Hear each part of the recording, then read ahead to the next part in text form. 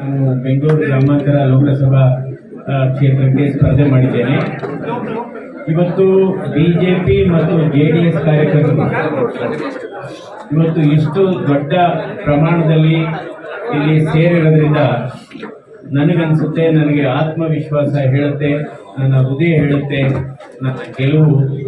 ನನ್ನ ಗೆಲುವು ಡೆಫಿನೆಟ್ ಆಗಿರುತ್ತೆ ಅಂತ ಹೇಳ್ತೇನೆ. ಇವತ್ತು ಬಿಜೆಪಿ ಮತ್ತು ಜೆಡಿಎಸ್ ಕಾರ್ಯಕರ್ತರ ಮನಸ್ಸುಗಳು ಒಂದಾಗಿದೆ ಮತ್ತು ಇಬ್ಬರು ಈ ಕಾರ್ಯಕರ್ತರ ಹೃದಯ ಒಂದಾಗಿದೆ. ಹೃದಯದಲ್ಲಿ ಹೃದಯ ಮಿಲನವಾಗಿದೆ. ಹೀಗಾಗಿ ಒಗ್ಗಟ್ಟಾಗಿ ಕೆಲಸ ಮಾಡೋದ್ರಿಂದ ಇವತ್ತು ನನ್ನ ಚುನಾವಣೆಯ ಪ್ರಚಾರಕ್ಕೆ, ನನ್ನ ಗೆಲುವಿಗೆ ಒಂದು ಆನೆ ಬಲ ಸಿಕ್ಕಿದೆ ಅಂತ ನಾನು ಮಾತಾಡ್ತೀನಿ. ನಾಮಿನೇಷನ್ ಫೈಲ್ ಮಾಡ್ತಾ ಇದ್ದಾರೆ ರಾಮನಗರ ಜಿಲ್ಲಾಧಿಕಾರಿಗಳ ಕಚೇರಿಯಲ್ಲಿ.